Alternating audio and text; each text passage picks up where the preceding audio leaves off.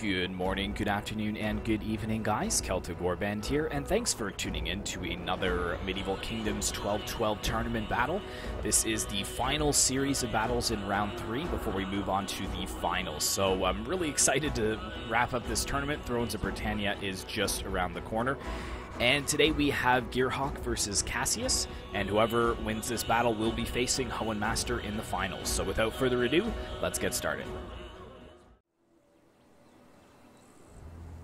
Alright, welcome to the first battle between GEARHAWK and CASSIUS. We're going to look at GEARHAWK's army first, and he is playing as the Crown of Aragon. And he's got a pretty solid army here. He's decided to bring archers to the battle. He's got 4 units of the Moorish archers of the High Period. For his mainline infantry, he has 6 units of Écorcheurs footmen, so some mercenary footmen from France. His cavalry also mounted Écorcheurs. He has 3 units of them. And he's also brought 4 units of pikemen. These are the piqueros, late period pikemen. And he has his general, the Aragonese king. And he would be this gentleman right here. And he's also brought 2 spear units, one on either flank, of the Almogaver Marines. These guys are pretty cool. Don't believe they have a missile attack. No, they do not. Usually the Almogavers do have javelins that they can throw, but it's not the case with the spear unit, but they do look pretty cool nonetheless. So that is it for GEARHAWK's army, nice and simple. Let's go ahead and take a look at the army of CASSIUS over here. He is playing as the Republic of Genoa, a very solid Italian faction, and he's brought crossbows to the battlefield instead of archers. He's got 4 units of the High Period Balistarii. And then for his infantry, he's gone for 8 units of the High Period Spadaccini, which is a good cost-effective unit, really high missile block. And he's also brought some pikemen. He's brought 2 units of, let me check these, yeah, the Picheri. He's brought 2 units of late period and 2 units of high period, making 4 total. And he's brought 3 units of Condottieri, which is a very high, well, it's a late period heavy shock cavalry unit. A lot of plate armor. And way over here, he's got his general's bodyguard, who is just the general's bodyguard, basically. But there he is in behind the flag. And I believe that is it for their armies. Let me just double check here. But yeah, it's just very high on the Spadaccini. So CASSIUS bringing 8 units of infantry, whereas GEARHAWK only has 6. But looking at the man count here, we've got the exact same man count for both of them. So instead of the 8 units of Écorcheurs footmen he probably could have brought, he did bring the 2 units of spears, which he's got on either flank to help his cavalry. But it looks like the general is over on the flank with a unit of Condottieri. We've got 1 in the center here just to ward off enemy cav charges, and we've got another on the far flank here for CASSIUS. This is a good call, too, keeping a cavalry unit close by, because these crossbows don't have as good of range as the Moorish archers. So to ward off any enemy cavalry charges and maybe ward off the skirmishers until his Balistarii can get into an appropriate range to fire down. But it looks like GEARHAWK also has a unit of cavalry in amongst his archers as well. But he only has 1 unit of cavalry on the flank. He's got his general in the center, and he's got another on the right flank. But only 10 minutes left in the battle, so it looks like GEARHAWK moving forwards to get his archers into range. He does have the range superiority with the, I believe these archers are 150 for the range, and these are 125. So not a substantial range difference, but it can make all the difference if you're too slow getting into range with your crossbows. However, these high period Balistarii, I believe, do have a decent missile block, 42, whereas the Moorish archers at 30. And comparing the Écorcheurs footmen to the Spadaccini, 80 missile block for the Spadaccini, and the Écorcheurs only having 37, so that could be their downfall. The Spadaccini of the high period, very cost effective, and once they get into shield wall, that missile block will actually increase to 105. So it would be pretty useless to be firing into the fronts of them. You'd almost have to flank around and get some good shots into the left side. I think this side, the way it works in the game is if you get a shot from this side where their shields are not. Oh, we got a cavalry charge over here. Looks like we've got the condottieri moving into the mounted écorcheurs over here. It did scare off a few units of ballistariae, but we've got 2 units of ballistariae kind of flanking to the side to get some good flanking fire onto that cavalry unit. I'm going to kind of keep zoomed out here because I almost missed that cavalry charge talking about the Spadaccini there. But it looks like a lot of the Moorish archers are focusing this 1 unit of ballistariae. You can see that they're taking a fair number of losses. These 2 units still not even in the battle yet. They're trying to reform, looks like. But yeah, the mounted écorcheurs are definitely losing over here. The other unit of ballistariae is being focused down as well. Watching this cavalry unit, I'm interested to see what's going to happen. And where's the general for Cassius? Okay, he is still back there. But there we go, a couple of volleys, and it looks like the condottieri now neck and neck with the mounted écorcheur. But Cassius doesn't have most of his units, most of his ballistariae firing. Only 2 of them are firing, and it looks like most of Gears are firing. However, this one has taken a decent number of casualties. Both the units of cavalry were wavering, but they both steady now, which is good for both players. Oh yeah, some big volleys coming in there. It looks like both units of cavalry will be dead. The mounted écorcheur now with them at shield wall. They do have a missile block of 62, which isn't too bad. It looks like the condottieri getting a little bit of a charge through there. Yeah, I'm not sure what the Moorish archers are focusing on, but I would assume it's probably the ballistariae. Cassius, well done here, keeping his ballistariae close into the Spadaccini, the high period, but it looks like he is moving them out now where they will be focused down.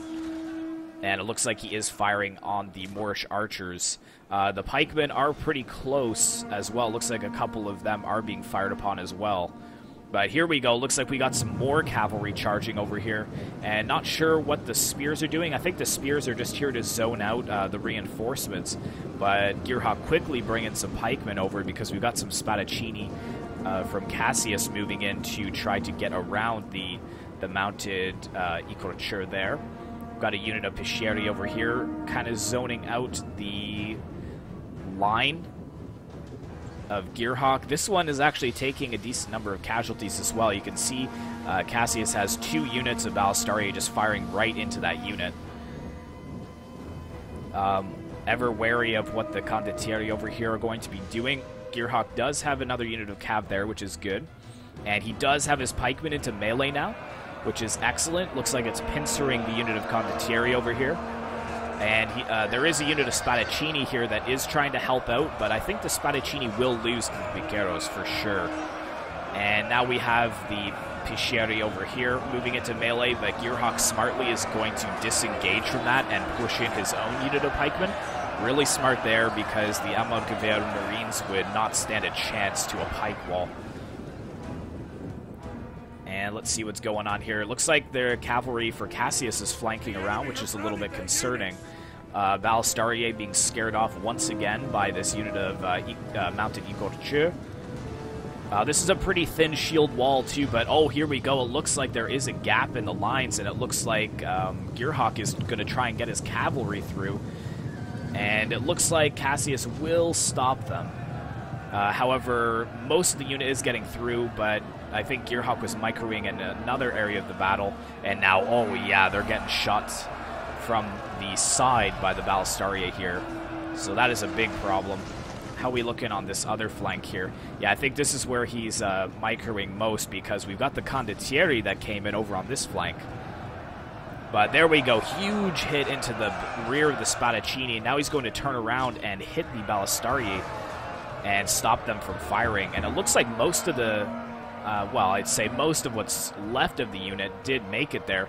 And this unit of Spadaccini is broken, and he's ping-ponged right off the ballistariae and has gone into the rear of the Spadaccini over here. This unit of condottieri is breaking. This unit over here breaking as well, and it looks like the Piscieri breaking. So, not looking too good over on this flank for Cassius. We do have the unit of Spadaccini still very healthy, but now that they're kind of sandwiched between the Almaguer Marines and the pikemen, they probably will lose heart as well. Yeah, look at that. Almost a full unit, and they're already wavering. And we've got the mounted Ecorchers over here. It looks like they're going to charge into this unit of Spadaccini. It is not in shield walls, so that is going to be a solid charge there. Looks like this flank is under control. Balance of power still pretty even, though, but the man count for a GEARHAWK, actually, he has about 300 more men at this point. And again, he's disengaging his footmen from the front lines where the Picheri are, and he's trying to go after this unit of Picheri that is moved to outflank. And it looks like he is actually going to charge them while they do not have their pikes down. And yeah, there we go. That Spadaccini unit broke very quickly. Cassius does have a unit of cavalry over here that returned from routing, but I think he's more focused on what's going on the battlefield here. And yeah, the pikemen over here just getting shredded. I'm not sure if it's with the help of the Moorish archers here, because this unit of piqueros wasn't even in melee. So I think they're just being focused down by the Moorish archers. We've got both the generals over here very close at hand. I think the Ballistariae are firing down on the Aragonese kings, so GEARHAWK will have to be careful there. But yeah, it looks like Cassius's front line has just shattered now. And he's quickly trying to rack up more kills with his Ballistariae. It's only a matter of time before they get caught in melee, though. But most of the cavalry has been destroyed for both sides. I think both of them are pretty much just down to their generals. Cassius does have that unit over there, but I don't think he realizes that it's back yet. And here we go. We've got another flank over here. Cassius and his Spadaccini being outflanked. He just doesn't have enough infantry left on the battlefield anymore.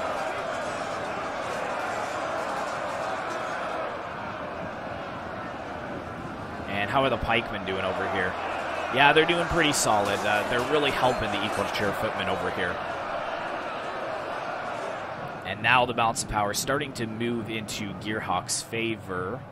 Moorish archers still holding on. He does have all 4 units, which is excellent. Cassius pulling his general's bodyguard over to the side, but that just frees up GEARHAWK's general for going into the Ballistariae. However, they did take quite a few losses there against that volley from the Ballistariae.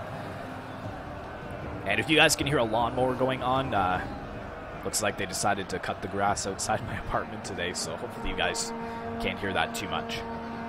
But yeah, they are definitely gone. The general's bodyguard for GEARHAWK is coming back, but it is too late. A nice rear charge into both these units of Ballistariae will see them wavering. And we've got a unit of piqueros right here. They have their pikes down, and they're just applying even more pressure to the flanks.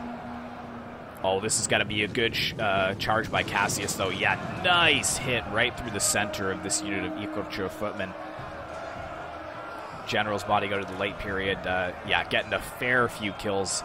I would be shocked if that unit didn't break off the battlefield. But now we've got the Moorish archers focusing over here. They are in range at this point. And it looks like the Aragonese king, yeah, coming over to this unit of Ballistariae, breaking them. These Spadaccini over here, though, are really holding well. Looks like a lot of the Spadaccini, though, are not at shield wall. This unit is, but this unit is not. But once the general's bodyguard for Genoa breaks, I think the rest of his units will as well. So Cassius taken about 1,000 losses there, but I think he does have this one. Couple of units that were scattered about. There we go, Cassius bringing back this unit of Cav, the Condottieri, but it's just too little too late at this point. I don't think they could have turned the tide of the battle anyways. And there goes the general's bodyguard for Cassius. He has fallen.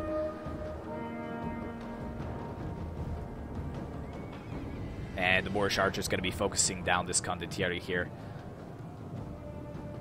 Oh, actually, they're probably going to get a pretty decent charge into the pikemen here.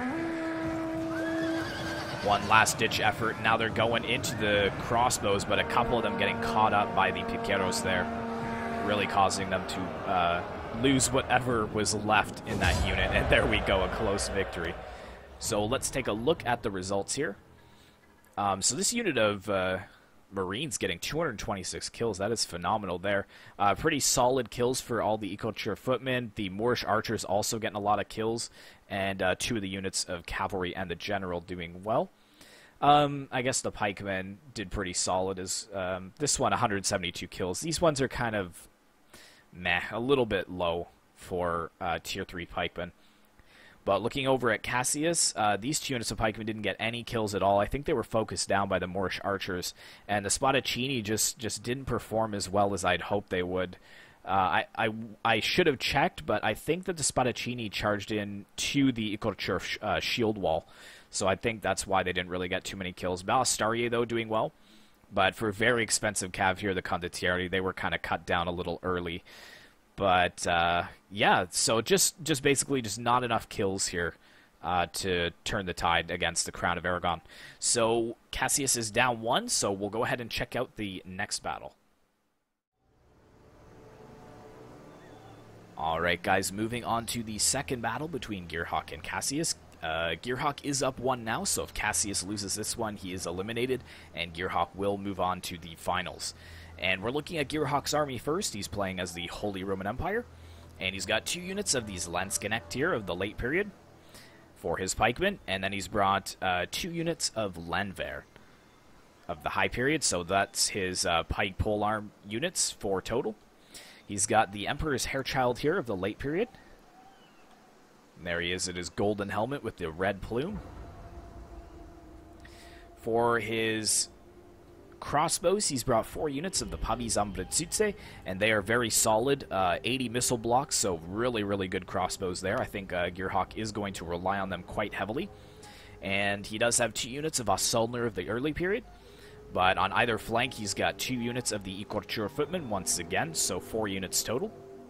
And he's also bringing 2 units of high period Bergmannen, which will help his cavalry out, which is mounted Eco-Chair. So again, bringing a lot of the French mercenaries to the battlefield. He has 3 units of the Eco-Chair, 4 units of the Eco-Chair footmen, 2 units of high period Bergmannen, 2 units of Assaultner, and his 4 crossbows. So that is it for his army. So now we're going to go ahead and take a look at Cassius's. He is playing as the Swiss Waldstadt.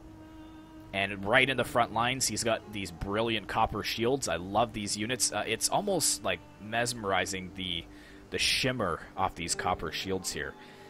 But they are very expensive units. Well, I shouldn't say very expensive, but they are late period. So I think he has 4 units of them. 1, 2, 3, 4. Yes. And then he has 4 units of the Zurich Swordsman. So 2 units on either flank. Then he's got 2 units of Zaringer Siltran Sergeants. These are tier 1 medium pikemen, but I think they are going to be used as aid to the Swiss nobles over here, which he has 4 of. So tier 3 heavy shock cav. So again, Cassius going for some very elite cavalry. And, oh, for his archers, he's got 4 units of crossbow militia. And the general's bodyguard is the dismounted general's bodyguard. So that is how Cassius can bring for the Swiss nobles. But there is the general there. And he does have a unit of, I think only 1 unit of halberdiers, because this general does count as a polearm unit. So he does have 1 of the halberdiers of Zurich. But I think that covers his entire force, so you can see that Cassius does have his main middle force, and he's got 2 identical flank forces, I guess. They're not really going to be used for flanking, but I think that these units are just to give his cavalry the edge. But he's also got this extra unit of cavalry on either flank. So he's got 1, 2, or sorry, he's only got 1 on one flank, but he's got the other right in the center. And I think we're just about to start the battle here, so I'm just going to put this on play. It's a very short battle, only 10 minutes, but it looks like GEARHAWK is going to move forwards as well. And he does have the missile superiority once again, albeit they both brought 4 units of crossbows, but these Pavizambritsutse are majorly better than the crossbow militia. Much better. The crossbow militia will just have to stay away from the Pavizambritsutse as much as possible.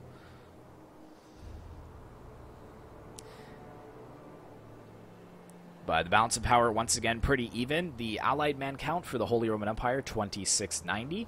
And the enemy man count for Cassius, the Swiss, at 2720. So it looks like 30 more men for Cassius. And I think that may be just due to the general's bodyguard. Yes, that's exactly it, because the general's bodyguard on horseback is 50 men, whereas a regular cavalry unit is 80. But since Cassius didn't bring a general's bodyguard, he brought this unit of dismounted general's bodyguard, which is the same unit size as a regular halberdier unit. He was able to bring more cavs, so that's where the extra 30 man count comes from.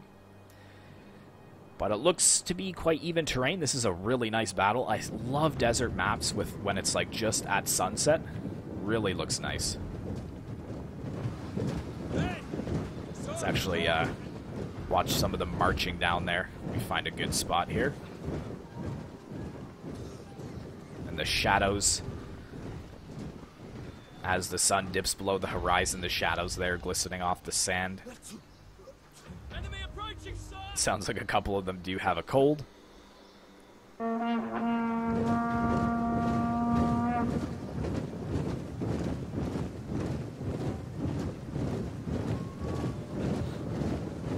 And by the way, guys, this is still on the old build, so GEARHAWK was able to upload the old February 2017 build, I believe it was. Or was it 2018? I can't remember, but it was the February build, just because I want my entire tournament to be off the old build, not the new build. There is still quite a few balancing issues with the new build, as well as the new factions not being balanced to old factions, so to keep it fair to everyone, I wanted to just kind of stick with it the way it was. So in case you guys are wondering, there will not be any new factions in these series of battles or the final battle. But here we go. So it looks like we've got the entire army of the Holy Roman Empire formed up here, and then Cassius's army split up into 3 separate wings. But we do have this other unit of cavalry over on the flanks, which I'm sure GEARHAWK is aware of. But only 7 minutes left in the battle, and it hasn't started yet, so there must not be a very prolonged skirmish phase. And it looks like Cassius is content to just sit here and wait to see what GEARHAWK does. He knows that his crossbows are not as good as the Pavisambritsytse, so he's actually keeping the crossbows far behind his lines, and he does have his copper shields in shield wall as well. But it looks like we've got some movement now by Cassius. He is moving forwards his men in shield wall, which is very smart. The Pavisambritsytse will be firing down here, though. Oh my goodness, yeah, look at that. Like I told you guys, that unit of crossbow militia just being obliterated over here by the Pavisambritsytse. Yeah, they are already sent packing. They probably will return to the battle, but that was intense. I just watched that health bar just drop so rapidly. However, we've got some cavalry moving out over here. Looks like Cassius did change his mind, though, bringing his Swiss nobles back, because it looks like the Pavisambritsytse were pulled back well in advance. However, this is going to be a risk because the Swiss nobles here, with there being 4 of them, means that GEARHAWK will probably have to throw his general's bodyguard into melee, unless he's able to remove the Swiss nobles over here. But it looks like we've got a charge over here right into the spears. However, the Bergamannen are in spear wall, so they didn't really suffer too many casualties there. And now we've got the Ikorcher footmen over here to help out. But it looks like the Bergamannen are going to sit there for now because the Zurich swordsmen are coming in. Over here on this flank, looks like we've got a charge from the Zurich swordsmen to tie up the Bergamannen. And then we've got the Landwehr coming across to protect the backs of the mounted Ikorcher from the Swiss nobles. But I'm not sure if they are going for an assassination attempt on the Emperor's Hairchild. However, it looks like GEARHAWK is aware of that. But the main battle line has been started. We've got the copper shields in against the Assaultner. And it looks like this time Cassius's copper shields are in shield wall, but these early period Assaultner are not. And good positioning here with the crossbow militia kind of coming over to the flanks to fire at the Assaultner. Or actually, it looks like they're going for the Pikemen and the General's Bodyguard. Just watching to see what else is going on. Looks like we got another unit of Swiss nobles here that is interested in tying up the mounted Ikorchur here. But it looks like these guys are in shield wall, but yeah, pretty solid charge against these Zurich swordsmen, even though they were in shield wall. And yeah, we've got some major casualties there. Look at that. Slaying 100 men there, and then he doesn't even care. He's going to pull out his units and get right into the backs of these Zurich swords over here and the Zaringer Schildtron sergeants. Now, the early period Assaultner are breaking, which I think GEARHAWK did expect, because he's got his Pavis crossbows over here in this little V formation, and he's just going to be firing down on either side of the copper shields. Look at that. Even in shield wall, their numbers are dropping very quickly. And we've got the general, the dismounted general's bodyguard, going into melee over here against the Ikorchur footmen. It looks like they have been popped Warcry against them, so it does decrease their morale. But over here, it looks like the Swiss nobles have been broken with the help of the pikemen. The general's bodyguard is in melee over here. It looks like he did get a side charge on the Zurich swords here, and the Schildtron sergeants also breaking.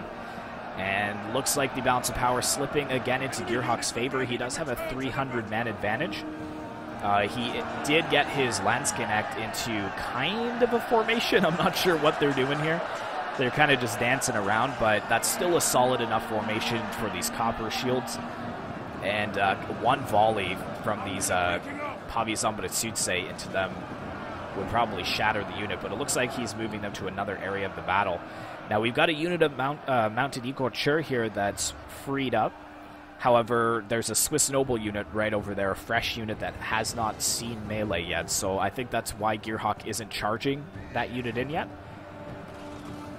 But yeah, I think he's moving his crossbows over because his general is now caught in melee, and there are quite a few units that have returned from routing that do pose a threat to them.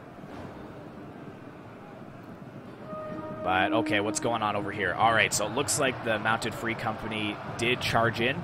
They got a good side charge on these two units, breaking them. But now the Swiss nobles is coming around once again. Our men return to the fight! But yeah, the Pavis crossbows, I think they're firing on these units as they try to move in to clamp their jaws down on the general's bodyguard. But we've got the Landwehr in there as well, so they should be able to protect the general quite well. And the Halberdiers of Zurich over here, a little flank opening here where the Pavis crossbows are able to fire pretty much point blank right into their backs. Oh my goodness, yes. Getting a bit of friendly fire there, but that should shatter these Halberdiers. Yeah, they've got pretty terrible morale to begin with.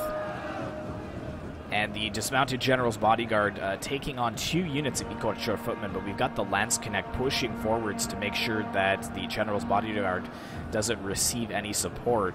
We've also got the Bergman at the high period now charging in against the depleted unit of Zurich swordsmen, but it looks like GEARHAWK will take this battle as well. Looks like Cassius is trying to bring some of his units back to maybe form a secondary line. But I think that GEARHAWK just has too many men, and the presence of these crossbowmen here. Look at the kills that they've got: 143, 195, 141, and 116, and they're virtually full health, and I'd say they have 80% of their ammo left. These crossbows are deadly. Very deadly. And the general's bodyguard over here just fighting his heart out. He is still alive, which is good.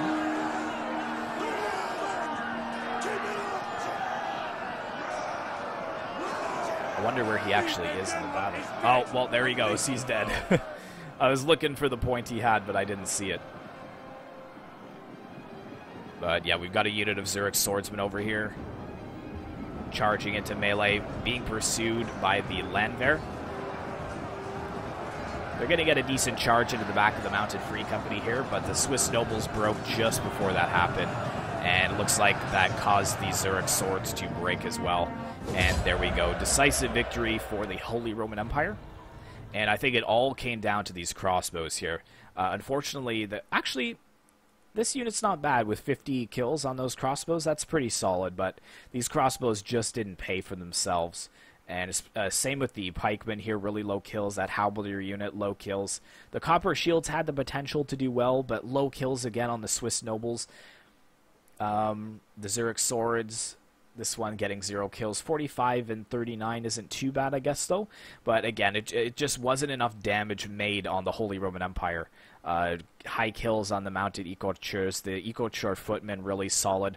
Solner got no kills, but I think that was the plan.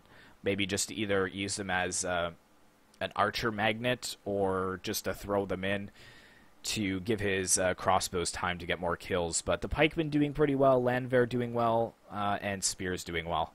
So, unfortunately, Cassius is eliminated from this tournament, and GEARHAWK will be moving on to face Hohen Master.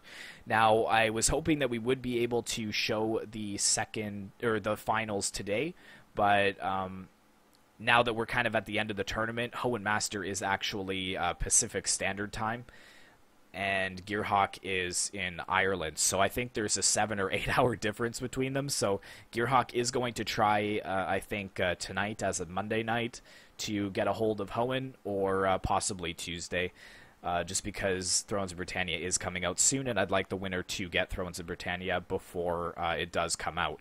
But if worse comes to worse, we may just have to wait till next weekend, because GEARHAWK does work quite a bit. But other than that, guys, I really hope that you enjoyed this tournament so far. I'm excited to see the finals, and I hope you guys are as well. So make sure to like, comment, and subscribe for more content like this in the future, and I will see you in the next one.